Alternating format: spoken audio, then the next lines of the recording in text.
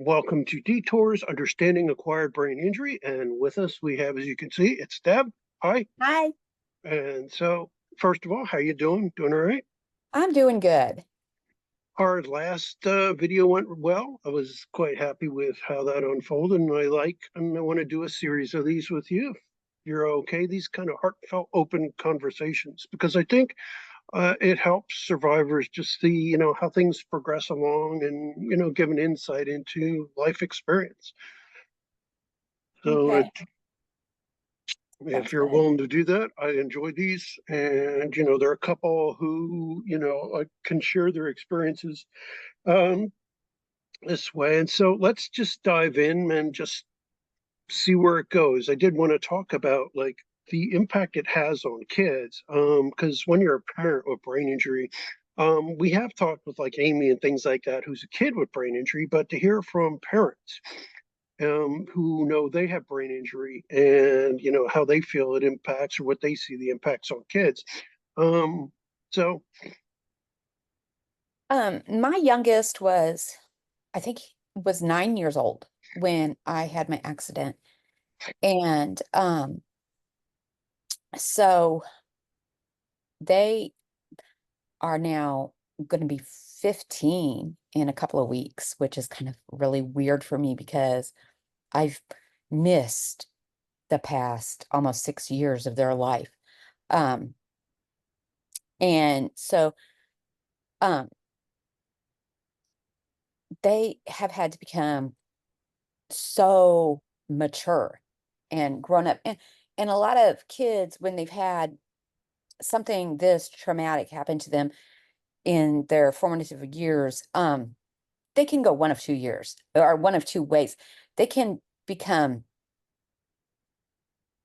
really monsters, I guess you can say, because they can let the trauma turn them into, yeah, a messed up, yeah, basically messed up, or psychologically traumatized to the point that they can't handle life anymore. right, or they Yeah. can become these amazing people. And I have been so blessed that I have this amazing child. I am also, my second youngest child is low functioning autistic. And so he's 23 years old, and Mhm. developmentally he's between 8 and 10 years old. And Mhm. so my 14-year-old not only had to deal with um a mom that went, I guess I went to work and I was perfectly normal, snarky, Mhm. mom, and came home and was totally different. Um, and but they also had to deal with a brother who may have been 9 years older than them, but was developmentally much younger than them. And I mean, at the time I had a boyfriend who did, yeah, a lot to help and was there, but he had to work. And Mhm. so when he was working, a 9-year-old was my caregiver. Right. And so it was just my boyfriend at the time and a 9-year-old. And, everybody says how hard it is for the person who gets the brain injury. Right. Everybody says, oh, it must be so hard for you. Oh, it must be so difficult for you. But nobody looks at these people who are taking care of this brain injured person and Mhm. saying, can we do something for you? Right. Can we take care of you? You know, and I journaled all the time, every day, because I don't remember this period of time. And nobody was there for them to say, what can we do for you? All the attention, what little attention, because Yeah. I mean, we've already established that the medical care that I got almost killed, Mhm. but um, and we're using the words medical care Mhm. because um that we have no other words for it that would be nice. Um, Right. but these people who took care of me and the the two people who actually saved my life, there was nobody there that said, what can we do for you? How can we help you? And it was a 9-year-old. And this man who, I mean, he worked and he stayed up all night watching me to make sure that I didn't stop breathing or that whatever. And it was stressful. It was hard. And I'm getting, I had a frontal lobe injury. Mm. And so I was the bitch from hell sometimes. It would be like, I love you so much. I want to kill you. Right. I would walk out the door and get lost, and nobody would know where I was. I would fall down the stairs. I almost set the house on fire. And nobody was there for these people who were taking care of me 24 hours a day, 7 days a week. And that is so terrible. There needs to be better support for these people who are taking care of us. We're not easy to take care of. Mm-mm. I mean, how much support was there for Stacy? Well, the thing is, Stacy didn't meet me till long after. It was my dad who, in the early 10 years, who took care of me in the first 10. Stacy didn't meet me until, let's see, it would have been 12 years ago, almost 13 years ago. So it was it was after 20 years after I was hurt. So now I did sustain a second injury, but it was much less. It kind of set me back a bit, but it was nowhere near the severity of the first. For my dad, it was just him. And, it's like he did have some other resources, but it was pretty much him because my mom was battling addiction at the time to prescription medication, because of a very severe injury she had. Fortunately, not brain injury, but she did have some other injuries. And so he had two messes on his hands. Um, so, it was like, yeah, Well, I mean, I was somebody having gets active cancer. If somebody's seizures and everything. diagnosed with cancer, people come out of the woodwork Yep. and they're there. If somebody, I mean, all these other things, there are people out that come out of the woodwork and are supportive and stuff. Somebody gets a brain injury and they're home. The people that love the person with the brain injury and that are taking care of them, they're thrown to the wolves. It's like they get sent home. She has a brain injury. May the odds be ever in your favor. Yeah, tell me about it. We're working on a curriculum to try and to do some training and education and trying to help people link with the resources. There actually are resources. There's the traumatic brain injury funds yearly, which are, established in it's a federal thing that requires states to have funds set up for people with acquired brain injury, both traumatic brain injury and non-traumatic brain injury. Oh, do you And know it's a how nice hard it is to get those funds? I was about to say, now the trick is most people don't even know they're out there. And so it's like that's $100,000 worth for a TBI, at least to get you started with things. And then other resources you could reach for. But the problem is if they don't know about it, Mhm. they don't even know where to start. And then there's support from the Rehabilitation Act and other things. There actually is stuff, but it's like nobody even knows where to begin for this. And so, it's like, and then the Office of Vocational Rehabilitation can provide some assistance. And, there are the Health and Human Services Division of the state, of your state is required again to have certain supports in place. But if you don't even know where to start, and many rehabs, or if you're leaving the ED, forget it. Right. It's like you're not even told any of this stuff. So there you hang without any, and then most states also have like a service access mental health division and things like this. But again, not told where to go. unless you bump into either the criminal justice system or through abuse or something like that directly, there's no help or guidance. And this is something we're working on trying to fix. And like you and I talking about this here, hopefully we'll let people know that there are resources. And I do want to put below some of the like state organizations you can get in touch with, to at least find out more information, to because through every U.S. state has a health department, has social support, social workers, things like that that can help. But if you don't even know where to go, forget it. You know, you're Right. and like I said, you get kicked out of the hospital, whatever. You're not told it's there unless you go digging.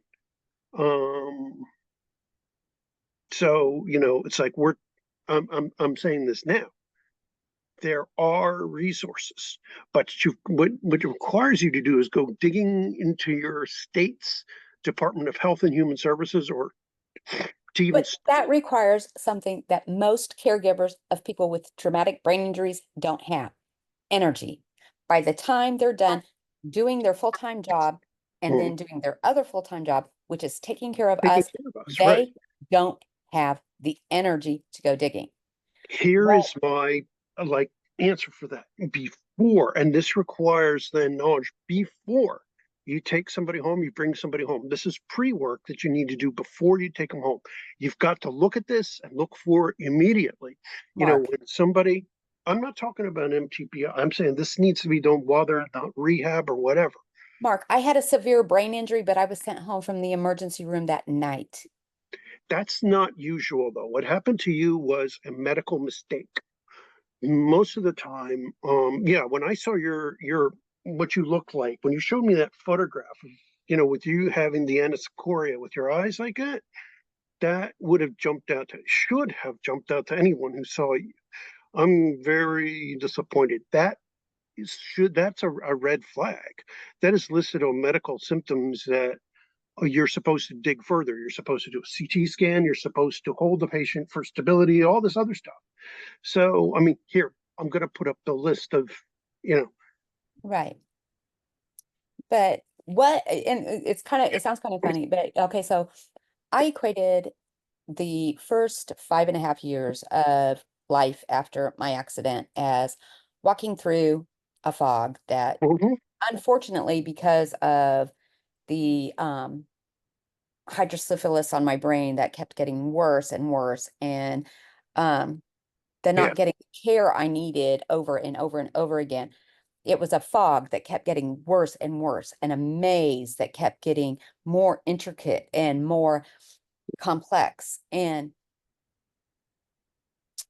the people that were taking care of me and that loved me and stuff, they didn't know what I was going through, because as it progressed, I lost the ability to produce the words. mhm, And as I was reading my journals through that period of time, I could tell as I was declining, because my punctuation and my spelling and my thought process was actually becoming worse. very disjointed. Um, what there needs to be a tour guide when you That's what we're actually working on. get put in that fog and in that maze. There Mm. needs to be a tour guide for the caregivers and the person with the brain injury.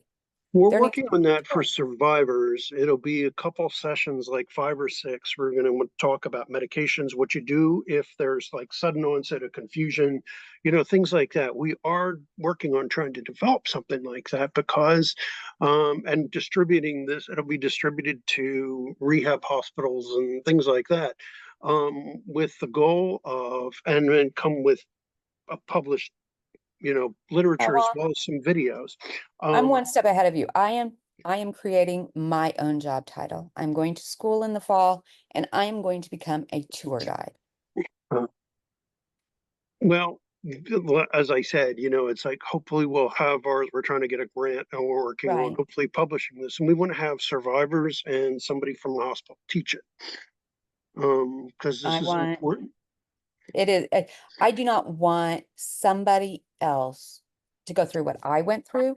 Hmm. I do not want somebody else to go through what my most amazing of 14-year-olds went through. I mean, I'm lucky. I'm blessed.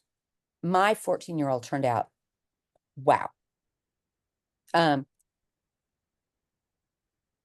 I had somebody who really, you know, loved me who, if it wasn't for this person, I would have died um because my heart kept stopping. Hmm. You know, things weren't perfect. Nothing is ever perfect, but it was the best that we could do. And not everybody is going to be lucky, but people need somebody there to say, okay, so this is what you need to do. And it looks horrible right now, but you're going to get out this end. You just got to keep walking. That's what we're working on. And hopefully we'll be, because a lot of folks, don't get what they need. They don't get the education. And it, who gets forgotten? It's always the caretakers, the kids, they get forgotten or whoever. And that's why this is important. And, Right. it's like, um, And that's, we're, and and there's still, I mean, like texting with me, I will sit there and read a text and it'll be like, so I'll read a text and I cannot read people face to face. I can't read people. So in a text, it is even worse. So it is either black or white for me. So if I send you something that is like 3 sentences long and you say, okay, my brain says, I'm bothering the living tar out of you. Mhm. And I take 3 giant steps back, slam my wall down, and I'm gone. Does that Right. make sense to you?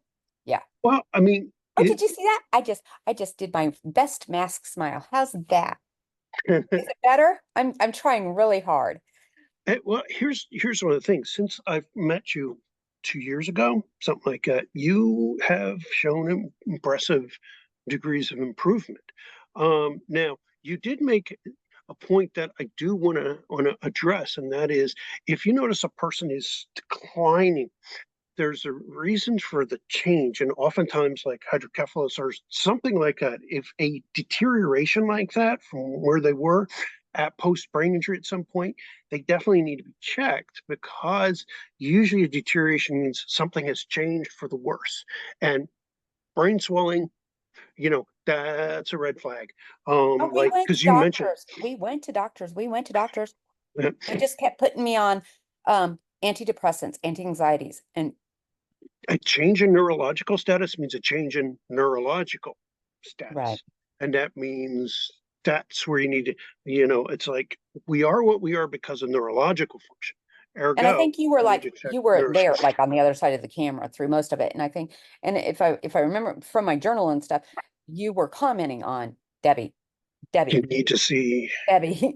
yeah, And I was just like, so eh. you need to see, you need to Mhm. talk to a neurologist. This is a change for the worse. I'm concerned that you may have swelling or, and it was like, because these signs are, at least if you are trained in these areas, these signs are waving red flags and, blinking lights that say, this person needs, and there is such a thing as normal pressure hydrocephalus, which means that it isn't that the pressure has suddenly gone up, but it means you're not draining fluids. And so the way you check that is with spinal tap.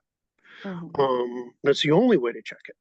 And there are certain characteristic aspects of this. But if a doc doesn't do that, You won't detect it by scanning them. You won't detect it, but there's so many scanner heads out there, and it drives me nuts. It's like, Mhm. yeah, take that extra step, please. Yes, it's a pain in the butt to have to do it, but it's the only way to detect some of these things. There's quite a few things that you will not pick up on the CT or an MRI. You've got to take the next step. And unless You you're got to be dealing with, willing to do anything first. no. And so it's frustrating. And for those of us who are brain injury people who are specialists, it's like, yeah, yeah. But there aren't many brain injury specialists. This is part of why I do these videos, is to disseminate this knowledge to survivors, to caretakers, and to physicians out there who are interested in picking it up. What do I know? What do we know? We're Yeah, brain damaged. I'm not only a medical professional, I'm I also play a one on survivor. TV. Oh, sorry. Yeah. I'm in a snarky mood today. It's like if I played one on TV, I might get more attention. It has been a weekend. Gosh. Man, people need to say what they mean. They are confusing the living tar out of me. Mm. So, what is with all these new terms that don't mean anything? A new generation of kids. Think about like our generation. No, these people are like my age and they don't say what they Bag your mean. face and gag me out and like you know what I'm talking about. The old like terms from, or gag me out, gag me with a spoon, bag your face, and like those kind of terms back from Okay, so the I went to Xers. Kentucky this weekend, okay, because Okay. I love There. Kentucky. Wait. There's your problem. You went to No, Kentucky. no, don't you pick on Kentucky. Kentucky is the center of the universe. You Yeah, know how I feel about Kentucky. I love Kentucky. I will always love Kentucky. They are the land of the good basketball. Don't pick on it. Okay. Don't. Don't even. Don't. Stop. Quit. Anyway, so don't. I'm not even talking to you anymore. See, now I'm laughing. Okay, now this is on video because I'm actually spontaneously laughing, which is rare. Okay. So I went to Kentucky. mhm. And so I walked in to the place, and this lady goes, "Do you have a waist trainer on?" In the first place, I don't even know what a waist trainer is. Don't you train animals? How do you train your waist? It's not like you can say sit waist. What the fuck is a waist trainer? I have no idea. We're going to go with that one, okay? So I had to write down what's a waist trainer so people could explain to me what a waist trainer is.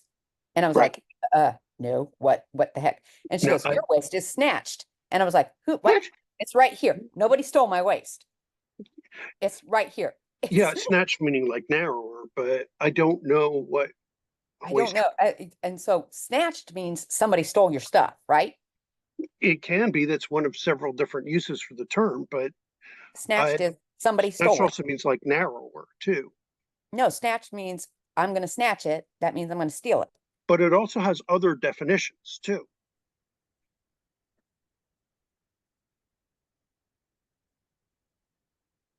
That's only one Okay, definition. It so has multiple you are going to be definitions. my translator from now on. If I Okay. know the word, if I know the Okay, other so uses. then I went outside and somebody goes, "Is that your car?" And I said, "Yes." And they said, "It's on fire." And I said, "What the fuck?" Oh, oh, oh, it means it's hot. I It's thought my car was on fire. no, it means it's cool. Do not tell me my car is on fire. Right. Okay, that is what I've talked about when I talk about abstraction, problems with abstract application. Right, Okay, so people need to just say, your waist is small. right. You can't train a waist because it's not an animal or whatever. Yeah, Okay. that one is kind of like, I don't know what a waist trainer is. that's new for me. Yeah, Don't I know. mean, you'd have to guess by context. I mean, I am training for a 5K. Right, My waist is not doing that. I physically, my whole body, am right, training for a 5K. right. Um, do not say my car is on fire because my defibrillator almost had to shock me It's not. because I was had, yes. Um, People need to just say what they mean. I do not understand all Double these entendre things, and stuff like that, right? and I'm going to quit talking to people because they can't say what they mean. I say what I mean. This is not unusual with dorsolateral frontal lobe injury, interpreting multiple meanings, um, especially more abstracted, more disconnected from the original meaning of the word. So it can make it more difficult. And this is why we have trouble communicating sometimes as far as like brain injured folks with, and why we have trouble with jokes, because oftentimes it's that other meaning that makes it work or not work. Um, it's that second or third meaning of the word that causes it's why puns work or don't work, why dad jokes work or don't work. Um, but language is probably one of the biggest challenges with being a brain injury survivor. And it also affects memory because we encode and decode using language for memory and other things. And the more difficulty we have with those um, paralinguistic aspects of language, the harder it is to, you know. And now the kids add yet another layer on top of, you know, I was trying to explain societal rules to somebody mhm, because I was like, in cognitive behavioral therapy, right, one of the things that I have to learn is that I have to conform to societal rules. Like you smile politely when you meet someone because it is one of society's rules that when you meet someone, you smile politely. When you're talking to someone, every once in a while, you should make eye contact because it makes them feel more comfortable.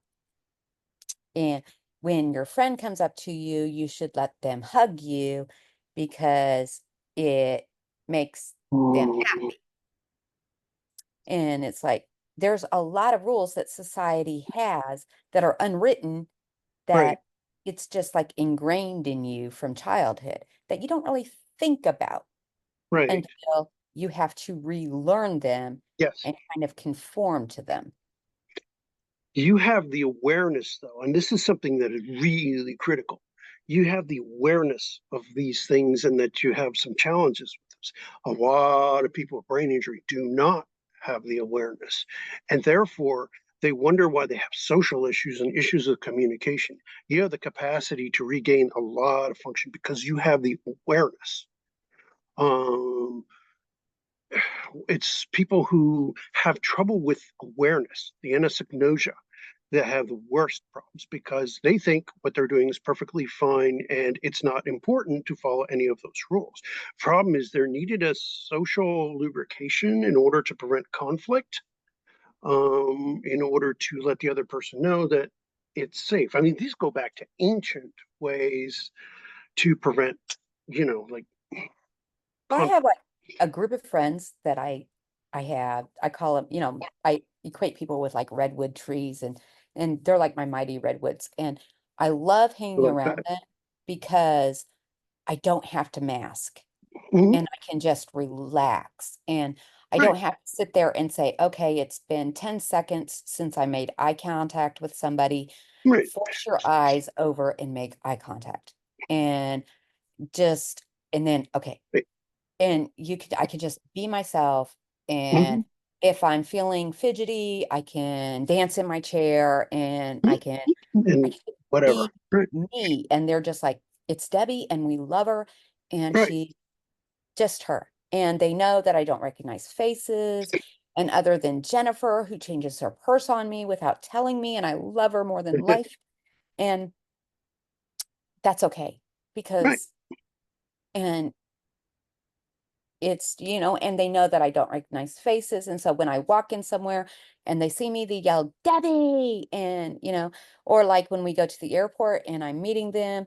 And if I'm standing at the gate waiting for them, they walk up the escalator and they yell, Marco. And I yell, Polo. And we may look ridiculous, but we know, you know, No, that's and that's, and that's why I love like, but when I'm out in public and I'm meeting strangers and I have to put the Yeah, mask on.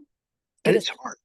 it's exhausting. It's exhausting. And so you come home and you're just like, yeah, and you feel like you're just taking this big, heavy suit of armor off and you're just exhausted. I had once said that like what we have is kind of like if you take autism and you mash it together with ADD, ADHD. A lot of the symptoms we have are just like that. And masking is one of the things most people with an invisible cognitive disability deal with.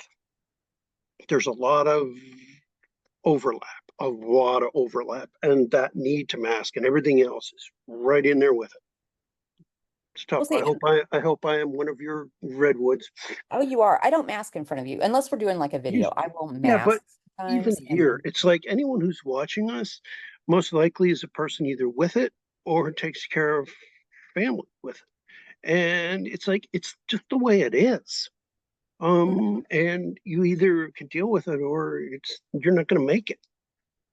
I remember long periods of like grayness and stuff like that. Fortunately, I did not have elevated ICP, thank God. But and it's like you either can deal with it or not. And fortunately, like my wife, she is neurospicy, as we jokingly call it, and it makes it easier if you find a partner, somebody else who is who deals with the challenges because they themselves get it. However, even between people who have brain injury, it's challenging for communication, especially. And it's really there, I think, where most of the breakdowns and failures happen is with our cross communication skills.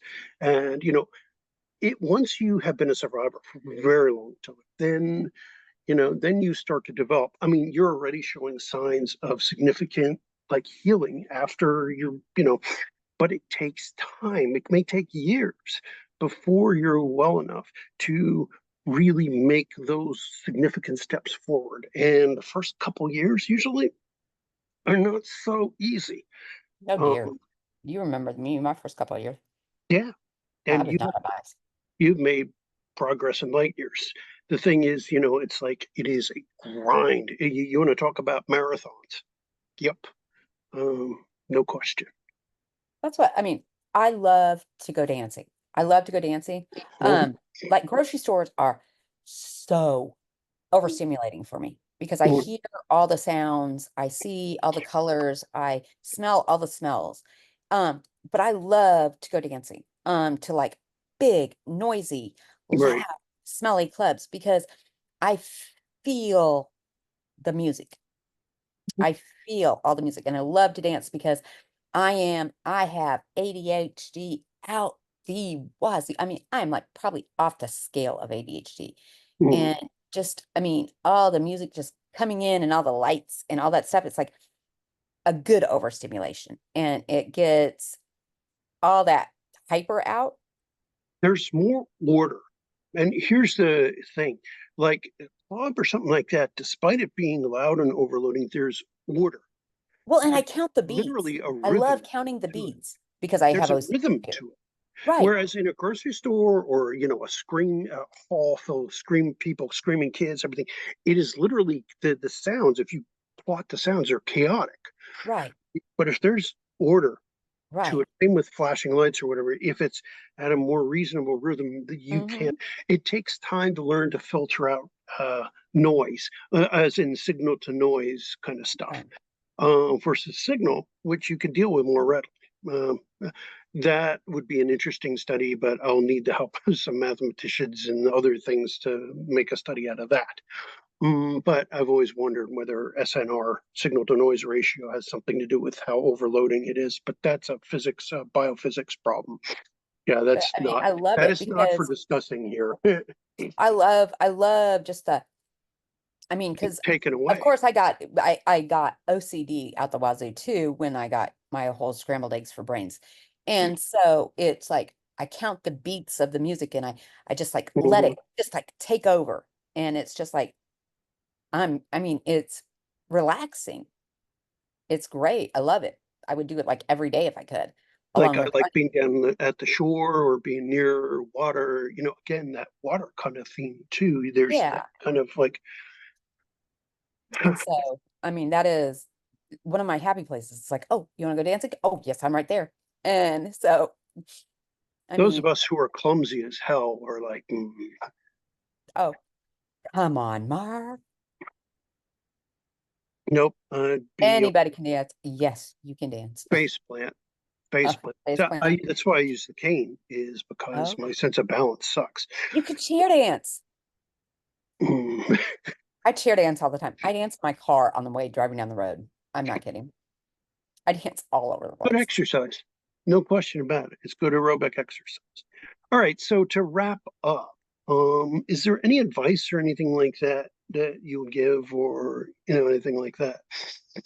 Um, the caregiver to caregivers, reach out. Nobody's going to come to you and say, "Do you need help?" You're going to need help. You're going to need Yes, you you're going to need somebody to talk to. It is stressful. It is stressful. We are not easy people to take care of. We are going to try your patience. You are going to think we hate you. and it's We not are on going, purpose. and it's not on purpose because we don't hate you. We love you. Even if it seems sometimes intentional, many times it's a lack of awareness. It is genuine cognitive lack of awareness. There, it doesn't register. Even if And it seems intentional, please understand. so please go find somebody, a professional to talk to, because this is going to be the hardest thing you have ever done in your life. Um, I know for me, I was not the person I was when I went to work that morning. Mhm. Today, I am not the person I was when I came home from work that night. Right, I am Debbie. I am a mix of the person I was when I went to work that morning and a mix of the person I was when I came home from work that night. right, But I'm Debbie and right. I'm happy and I have a brain injury and I am more than that brain injury. Yours. And I would say, it's like I'm me, and any survivors out there, it takes some time to integrate as to who they are. But at their core, they are still the person you love. It just takes time to tie everything back together. And it is incredibly hard and painful. And part of the struggle is that ambiguous grief, um, which really we have, as I've talked about in one of my videos, we have no rituals to help And people the process caregivers are going to be grieving the too. person that they lost. They just are going to be looking at the person that's there and they're going to see the person they love, but the person they love is not there anymore. Right. All right. So please click like and subscribe, and Bye. we'll see you next time. Bye. Bye. Take care.